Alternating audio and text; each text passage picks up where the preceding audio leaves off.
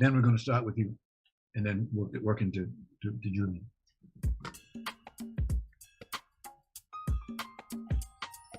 Welcome to The Actor's Choice, where the actors and actresses have a chance to talk about themselves and their careers.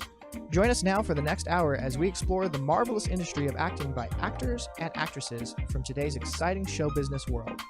And now, direct from Hollywood, here's your host, Ron Brewington. Hi, everybody. I'm Ron Brewington, and welcome to The Actor's Choice. Roll it, Tony. It makes no difference if it's sweet or hot.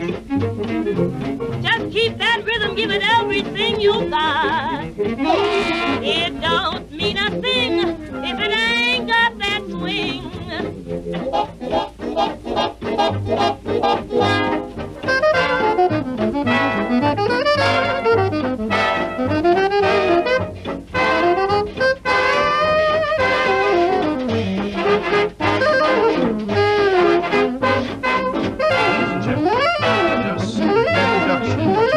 Play the Roby Theater Company right here in Los Angeles, California, called Man's Favor, Devil's Plan. In the studio today, we have two very talented, been around guys, actors and directors. They've done a lot of stuff. When you look at their bios, who are presenting this awesome play. Now let's start with the producing artistic director for the Roby Theater Company, ladies and gentlemen, veteran actor, Ben Guillory. Good morning, Ron. Thank you, sir. Let's start with, when did the Roby Theater Company first begin? 1994. We've been around for about 28 years. About 28 years. How did you guys get this together? You and another guy put this thing together. What's the gentleman's name? That guy, let me see if I can remember his name. Glover, Danny Glover. Glover, yeah, Glove Man. I was going to say Glove Man.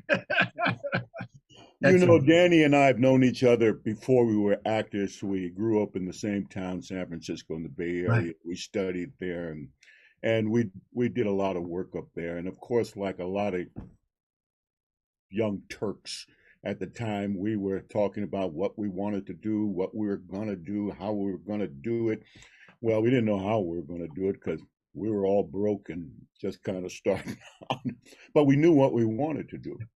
We were two black actors who wanted to do a certain kind of work with a social consciousness, and that was very little of that there and available to us. So we sort of made a pact that when we got our careers going, we would begin a theater. Well, fast forward to 94, and things took off for both of us in a way. Of course, with Danny, became a bona fide movie star. And so we founded the Roby Theater Company. Roby is Paul Robeson's nickname when he was at Rutgers University playing ball and Columbia University. And he was the inspiration for the theater company. We both admired him an awful lot. And that's how it started. Got you. We got a picture of you and Danny. Says, oh, look at that. Ooh, I found that one. Did my research. You know, that's got to be almost 50 years ago. Oh, you and Danny. Wow. That's yeah. Beautiful. Yeah. Thank you, Tony. That's beautiful. The Blood Knot. That's from the Blood Knot. We were doing the Blood Knot in San Francisco. Got you. Now, the Roby Theater Company is known to produce quality plays about the Black experience. Is that true, sir? Yes, that's our mission statement, to produce and develop plays about the global Black experience. Okay. Happen to have this video cut. It's you talking about a welcome to the Roby Theater Company. Roll it, Tony. Ladies and gents, Ben Guillory here, and welcome to the Roby Theater Company. I can't hear. Danny Glover and I founded Roby over 25 years ago, and through the years we've remained dedicated to our mission of developing and producing plays about the global Black experience. We are committed to telling socially conscious and socially impactful stories that are created by us, for us, and about. I see that you personally produce, direct, and act in many of the productions. Is that true, sir? Yes. Yeah. You get busy. Ask me, here's a question I love to ask this question. What is it about plays that people love so much? Live. They're live. They're live. What you see is what you get. The good, the bad, and sometimes, sometimes, the not so lovely. Are you talking about the word? There's a visceral response. Yes. And a visceral commitment to doing live theater. Gotcha. It's there is nothing like it. That's why when the pandemic hit, everything, most theaters, all theaters shut down, and there was a great loss. We just reopened earlier this year with a heated discussion of play we commissioned. But that's the answer to your question, Ron. Is I think it is because it is live. There is nothing like live theater, especially in intimate theaters as small as ours, where the audience is sitting barely 8 to 10 feet away from the action. And there's no take two. How do you do? No, there's no take two. The audience sees Julian and I have talked about this. The audience sees the finished product. They don't see the process. Right. All the 5 to 6 weeks and more of research and rehearsals and trial and error and discovery of it all. So they see the finished product and they often think, well, that's easy. But we know that no, it is not. It is hard, very difficult work, very committed work. It's not for everyone. Not everybody can do it. Right. I mean, you allow playwrights to grow in what you're doing. You also have a top-notch acting class through the Advanced Science Workshop. And then an event that you do has been outstanding, giving plays. It's called the Paul Robeson Theater Festival. Mm-hmm. In fact, that's how part of the development for Man's Favorite Devil's Plan happened. We commissioned 5 plays about 15 months ago. Those 5 plays were commissioned to playwrights in the playwrights laboratory. Many had not written a full-length play. They did, over a year's time, write a full-length play. Those plays were read during the festival, and this play, Man's Favor, Devil's Plan by Quick Jones, emerged as a play that we should produce. And luckily, fortunately, Julian was available to once again direct with the Roby Theater Company. A couple of years ago, before COVID, he directed The Wrong Kind of People, and to a great success. And so it's wonderful to have a relationship with another artist like this. So that process, even though it only took a minute to talk about it, is a very long and involved process with many, many steps. And to get the playwright. Mm-hmm. Playwright. You got to write by the name of Quick Jones. Here's a picture of him. Tell us a little bit about this gentleman. Where did he come from? Sorry. Quick, I've never shaken Quick's hand. What? I say it that way because Quick lives in Portland, Oregon, and he works with the Playwrights Lab via Zoom. The Playwrights Lab works via Zoom nowadays because initiated by COVID, and it works well because it has expanded the Playwrights Lab that we can have playwrights participate from anywhere in the world. And Quick was one of those playwrights that Zoomed in, and again, we're fortunate to have such a talented guy on board here. He lives with his family in Portland, and he works with the Portland Community Arts, Parks and Recreation department in Portland, and has an agreement with them to write plays and to develop their performing arts center. Okay. I understand he has been writing and directing plays for 28 years.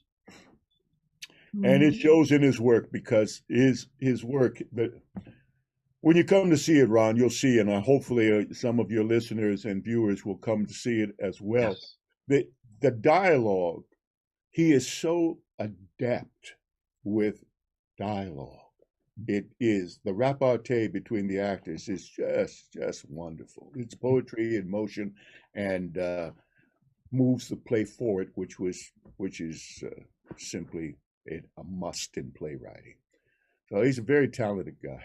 Got you. You brought along with you, and another gentleman with you, Julian White. Julian, can you come on and join us? Good morning, Ron. Good morning, sir. Good morning. Now, you come from some heavy stuff there, brother. You're a graduate of University of Iowa School of Drama, classical training at Oxford University, 8 years at Cal Poly Pomona Theater Department, recent directing credits, Cabaret, Rumors, The Road to Mecca, and on and on and on. Thank you. You say in the business, yeah. Yeah, it's been a busy life. Okay. It's been a busy life. There's no doubt about it. I do want to say, though, it all leads to here, right? Everything that I've done sort of leads me to this play, as Ben talked about just a few minutes ago, how difficult it is to get the play up and move the play forward. I literally pulled on every ounce of my training to get this play up and get it going forward.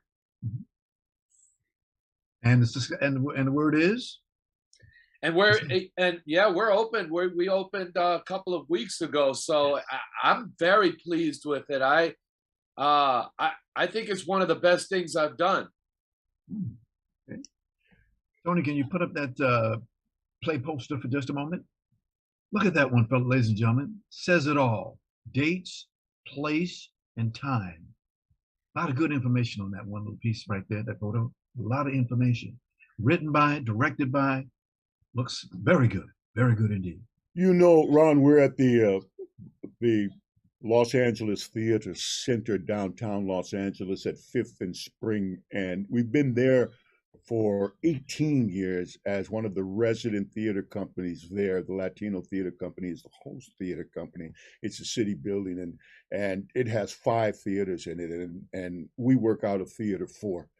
And it should be said, too, that the work done there is really about people of color. This is the focus of the Los Angeles Theater Center, is the work done there is mostly about people of color. And the artists are also, obviously, mostly people of color. Not only, but mostly people of color. 514 South Spring Street.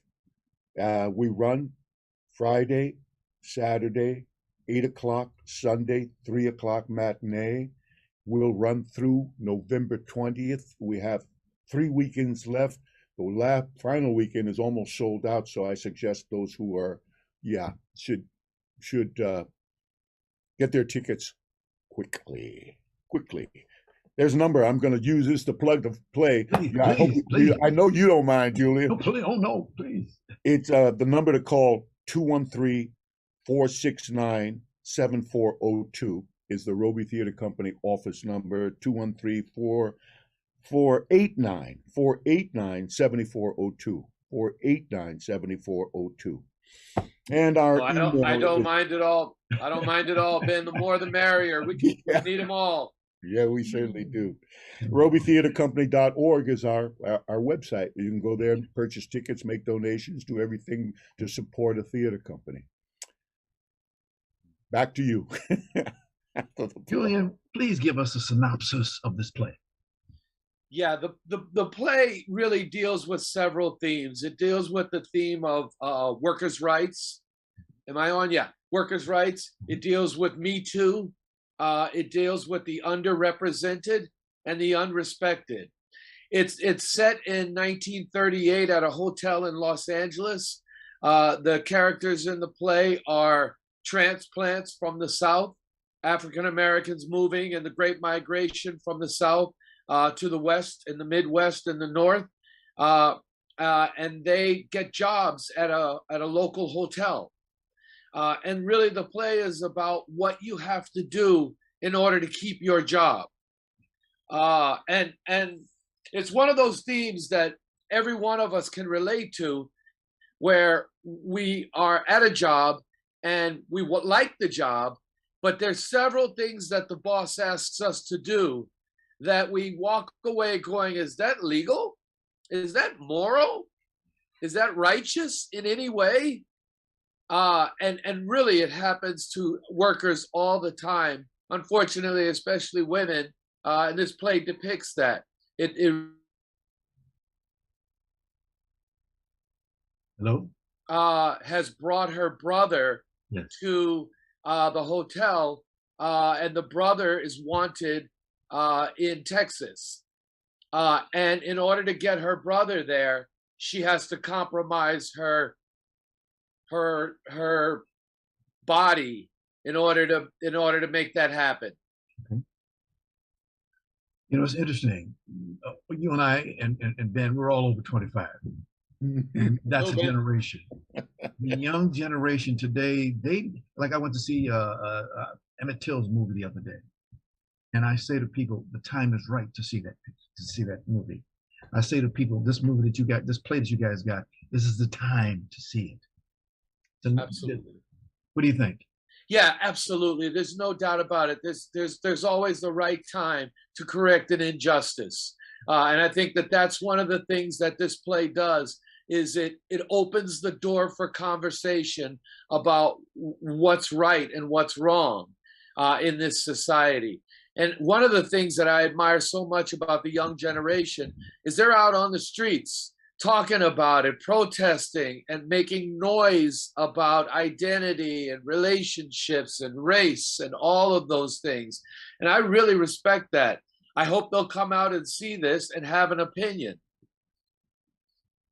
Simone, what excites you the most about this play?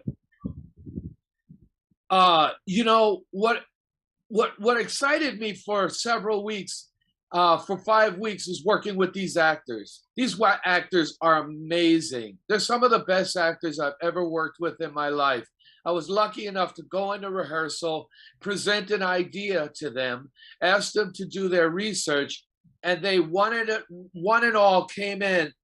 Oh, I got this idea. What if I do this? What if I do that? They were just a pleasure to work with. Now, for me, what excites me is seeing the audience respond to it. And the language used in the play is not always sweet and wonderful. And we hear people in the audience all the time going, making those noises, right? Those noise, you know that noise, right? That's that noise where we don't, what did he say? So for me right now, watching the audience respond to this play and respond to these actors, it's just a pleasure to watch. Let's take a look at the cast. Tony, if you can put that one up. Tell us who they are, please. Well, starting on your left, it's Christina Childress, and she's playing Maybelline.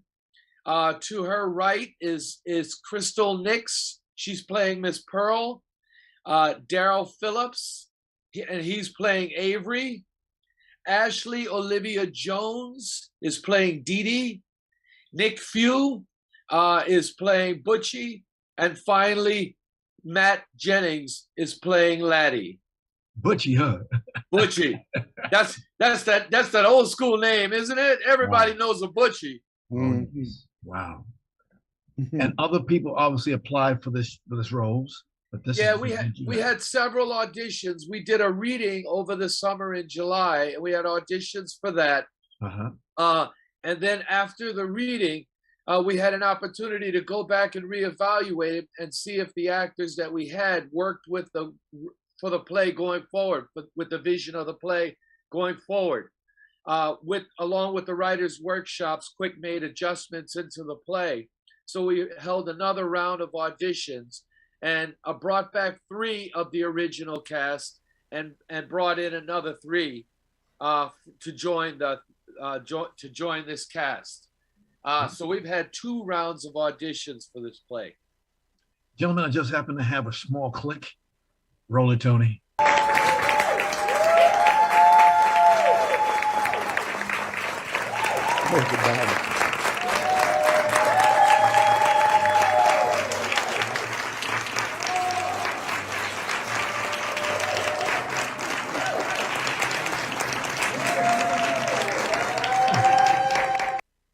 Standing ovation. Wow. Well, as you can see, the audience responds. They respond in an emotionally visceral way to the play because the play's content just provokes that and provokes conversation. What Julian was saying, the hope that people will speak and talk about this. This is, it's a period piece. It's 1938. The play takes place in 1938 here in Los Angeles. And it is a microcosm of this country. The relationships between the characters and, quote, the boss, unquote, and how he treats and mistreats, and how those employees, all Black, navigate through that to survive and sometimes to thrive. And this is a microcosm of this country and our journey in this country as people of color. We've figured it out. We have figured out how to not only just survive, but to thrive. And against all odds. And anybody that has not been living under a rock, can we put it that way, understands and knows what has gone on in this country, not just to people, Black folks. It's everyone from Native American to Hispanic to women to gender, all of that. There is a hypocrisy in this country that is really, I find, overwhelming and enraging. The play speaks to that in many ways. As you know, those words are beautiful, Ben, because today the United States Supreme Court is talking about affirmative action today. It's that just I can't really get my head around. Why is there even a conversation? Thank you. Why is there even a conversation about rights, about civil rights, about citizens' rights, about the right to vote? The president signed a no lynching bill the other day. Is this necessary? I mean, are we, what is that? We have to have a bill that says you're not supposed to lynch somebody? Yeah, maybe they didn't get the memo in 1862. I want to piggyback off of what Ben said, Ron. I was talking to Quick, and we were talking about the themes in the play. And he said, Julian, this play is about the history of America. And the more I was absolutely floored when he said that to me. And I went, you are absolutely right. We have a right to work, but they also have a right to demand from us what they can get from us. And when they have a right to demand from us what they can get from us, it puts us all in very dangerous positions with regard to decision making us. How many of us can say, I quit today, right? I'm just going to quit. I'm just going to get up today and go in and tell the boss I quit. Not very many of us can do that. Gentlemen, give us, again, run information about the play. It started already? Yes, we opened on the 22nd of October, and this coming week will be our third week of the run. We run Friday, Saturday, 8 o'clock curtain, Sunday at 3 o'clock matinee, through to November 20th. On November 4th, there will not be a performance there. And tickets are on sale now. The number 213-489-7402. Also go to the robytheatercompany.org, our website. You can purchase tickets there. You can walk up to the box office and purchase tickets. I suggest that please get your tickets very quickly, because this is a shorter run than we usually do. We usually do 20 to 22 performances. This has only been 15 performances. So, and that's because of the ever-present budgets. Do I need to mention that again? So please get your tickets as soon as you can and come. It's a worthy production. It's an important production, I think. And of course, the pandemic protocol is in line. Yes, the pandemic protocol, as you saw in the clip that you showed, everybody in the audience is required to wear mask. Once you're in the theater, you're required to wear mask, even though that's no longer a general requirement. So it's safe. I think it's safe. Yes. There's a new thing coming our way. Every time I look up there, the doctors always have a new strain. Here we go. Yeah, it's Gentlemen, any final words you got? No, I just want to echo what Ben said. Come see this play. You're going to be moved. The audiences are moved to tears. They're moved with laughter. It's a good 2-hour ride. Wow. The performances, I say this is the last one. What Julian was equipped and able to solicit from the artists, the actors, is really an extraordinary accomplishment. Now, qualifying that, the actors have to bring it. Of course, they have to have the talent, and these actors do. But it's an extraordinary kind of performance that Julian was able to elicit from the actors. It's not your usual fare. It's not your usual fare. And what that first question you asked, Ron, about what is it about theater and the idea of it is live. And these actors, are they alive? They are live on stage. Ladies and gentlemen, we've been honored. Ben Guillory, Julian White. Thank you both very, very much for what you're doing. God bless you. God bless Thank you so much. Gentlemen, my pleasure, sir. We sincerely thank you for giving us an insight into this marvelous play. We hope that everyone will go see the play and have a good time. And if you would, please put Man's Favor, Devil's Plan on your calendar. Please, thank you, publicist Philip Sokolov. Thank you very, very much. Okay? Thank you, Ron. Okay, thank you. Good to see you, Ben. Actor's Choice. I'm your host, Ron Brewington. Roller Tony. If you would like to know what we're asking of the Actors Choice squad to help us former baseball player Kurt Flood into the Baseball Hall of Fame. Now, Kurt was the husband of one of our wonderful guests, renowned actress, Judy Pace. All you got to do is give us a call at our office, the TAC office, at 213-349-3941. That's 213-349-3941. Ladies and gentlemen, we sincerely thank each and every one of you for being a part of this magnificent award for a great baseball player. Roller Tony.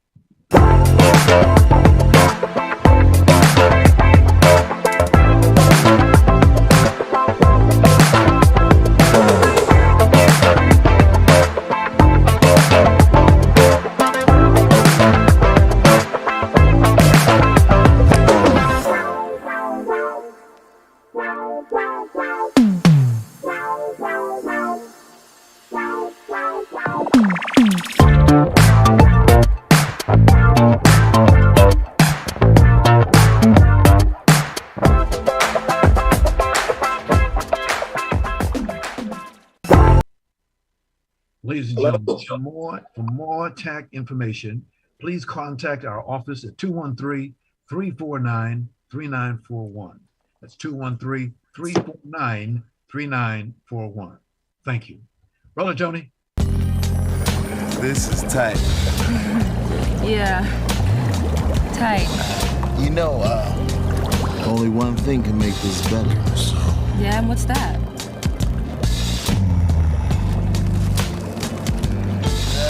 White Castle. Yeah, that's what I was talking about. Maurice! Hello? Ladies and gentlemen, My next guest today is a versatile character actor. He's done nearly 50 IMDb TV and film projects, including Adam Sandler's Mr. Deeds, Jim Carrey's Bruce Almighty, Uncle Drew, and the lovable character Reggie on about Meet the Browns from Tyler Perry. Ladies and gentlemen, please welcome Maurice G. Smith. Greetings, Maurice. Welcome to the Actor's Choice.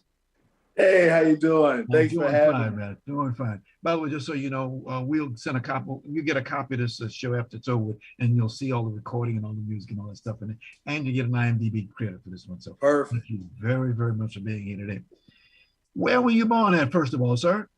I was born in Philadelphia, Pennsylvania. Philadelphia, Pennsylvania. Okay. Yes, sir. Hold on, I'm trying to get you some better light. There we go. Yeah. My goodness. And here's my favorite question. I love to ask. So you're an actor. I always ask people, what made you get into acting? Well, you know, it's a funny thing, which is like my mom will tell you that I always was doing it. I mean, I was a Boy Scout. I loved doing the skits and all that stuff. But for me, I'll tell you, it's because of the escape. You know, I found the movies, sports, music. I started off doing music and football, art. This is like God's way of giving us an escape. My dad was a 40-hour-a-week guy, worked in a factory, Bud's company in Philadelphia. And his escape was coming home and watching movies, old movies. He'd watch PBS. He'd watch the British stuff. I'd sit and watch Abbott and Costello with him, Charlie Chan, and all this stuff like that. Wow. Let's see. Okay. I'm trying to find a good lighting for us. Looks good so far, isn't it? Looks real good. All right, there we go. Oh. I'm sorry. Okay. Okay, that looks good. We'll take that. So, you know, it's a form of escape. You can sit down and after a hard day, watch your favorite show.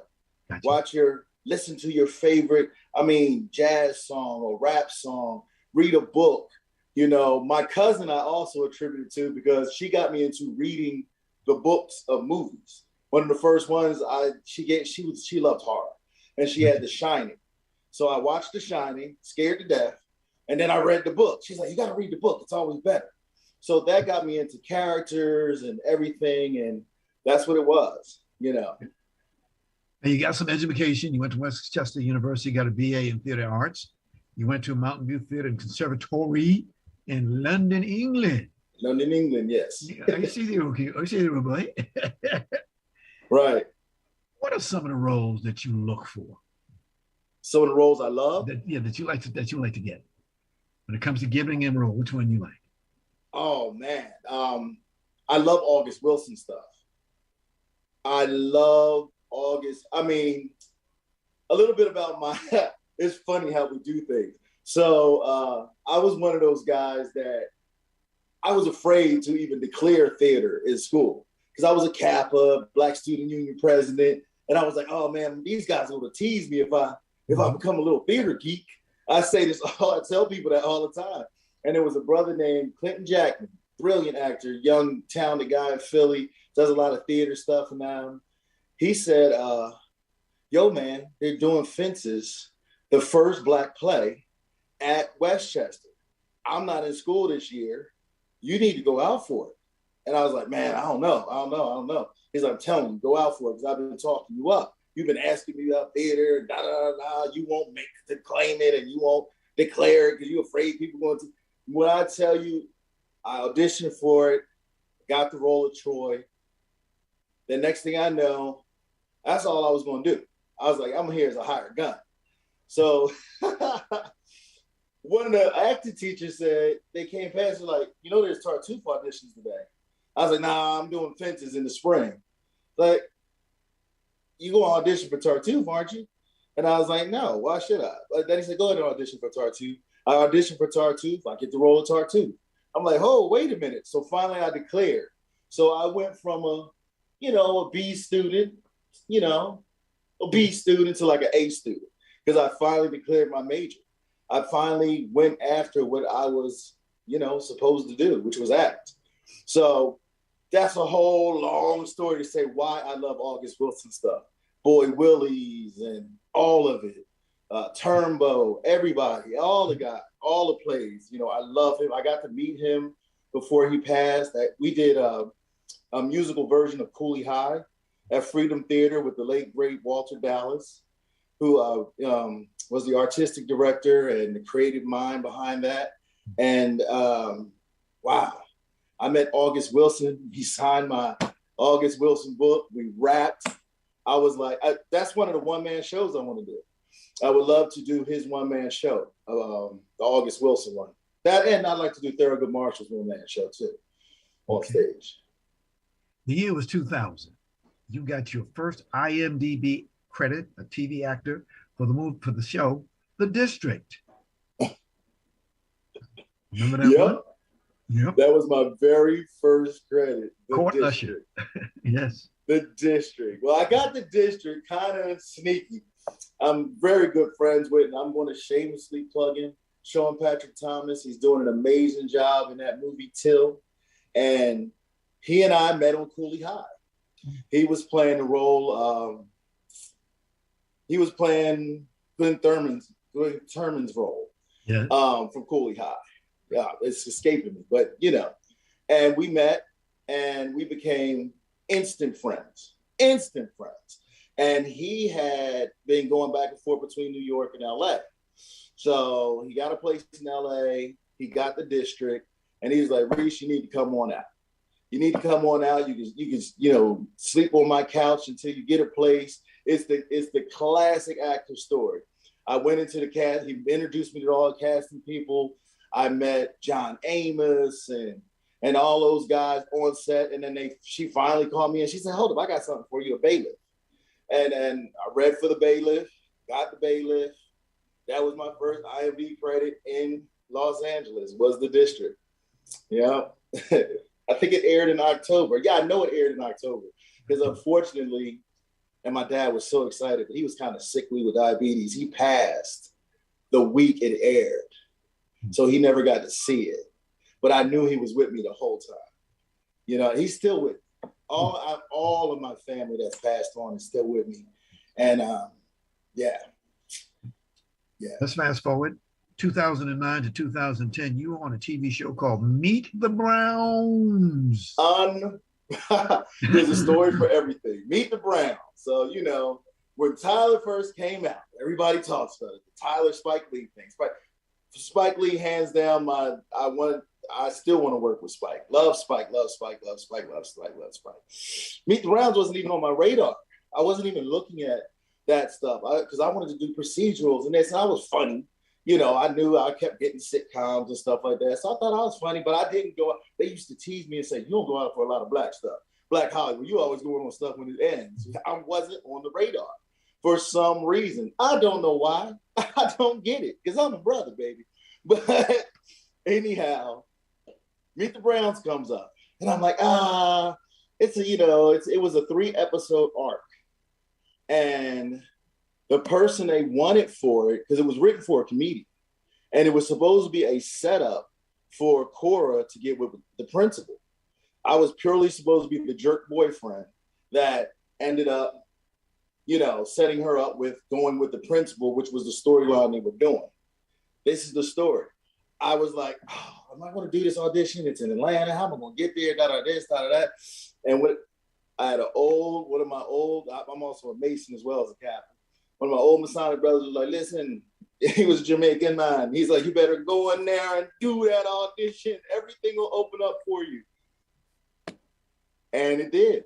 Yes, it did. And I was in that place where acting and living in LA was getting tight. Like you used to be able to work, actors, we worked at unemployment, and this was before Uber. So there was no Uber in 2009 like that.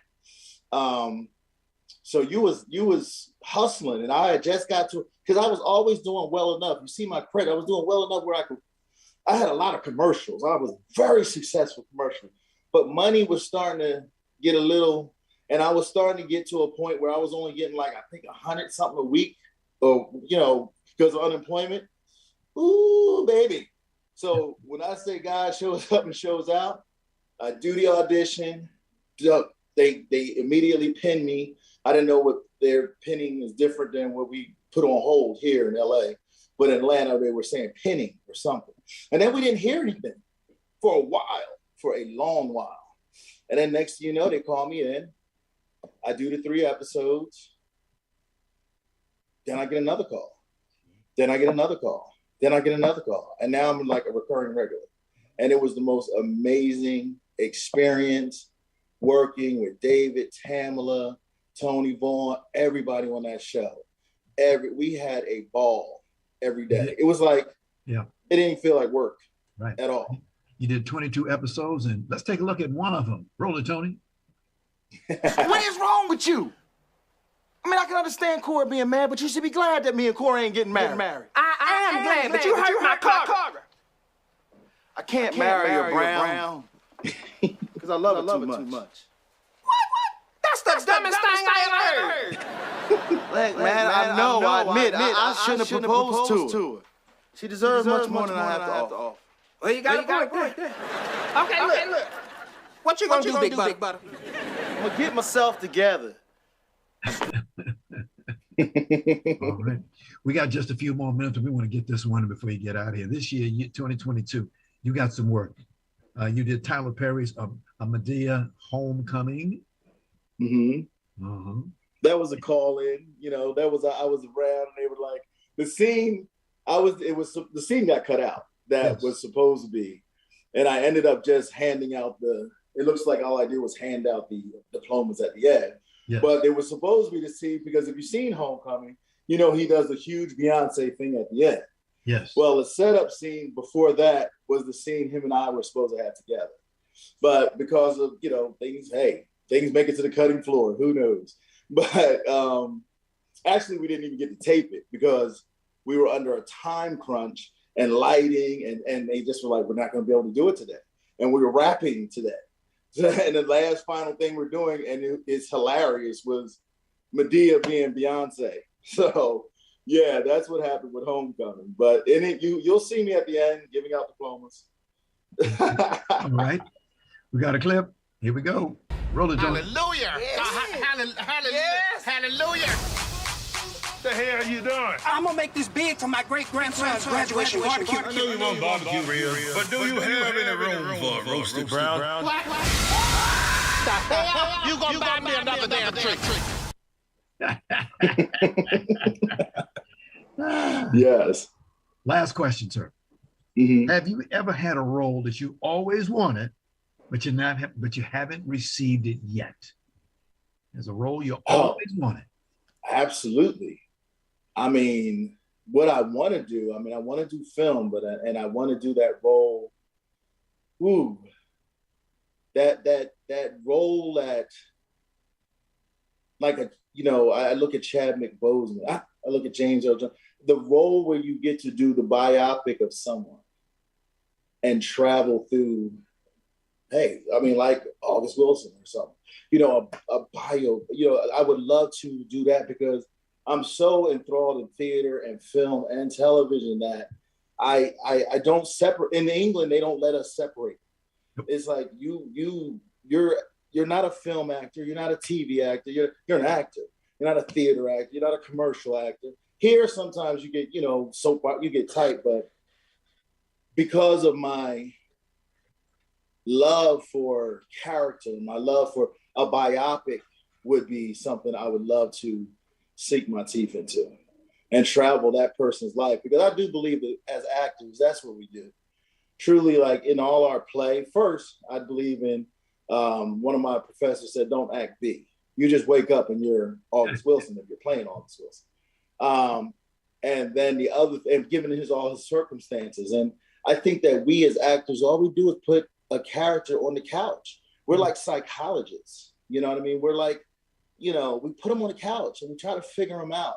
And we try to see, why are you this, whatever you are, from a doctor, lawyer, serial killer, detective, whatever you are. We put them on the couch and then we bring them to life. All right. Maurice, I want to thank you for being a guest today on TAG. We really appreciate you being here today. Please thank your manager, Jerome Rowe Brooks. Mm-hmm. Thank you, I will. Well, thank our sponsors, Harvey Brandman, Philosophy, Ron Irwin's Lose Life, The Way You Lose Weight, Larry Buford's book, To the Future, Time Travel Message in a Capsule, State Farm agent Carla Green, and veteran actor Rob Brownstein's Actor Training School and Actor Space. And much thanks to our guests today, ladies and gentlemen, actor, producer, director Ben Guillory, actor, producer, writer C. Julian White, and actor additional crew Maurice G. Smith. And of course, special thanks to our ever-growing audience. Be well. We'll see you next time.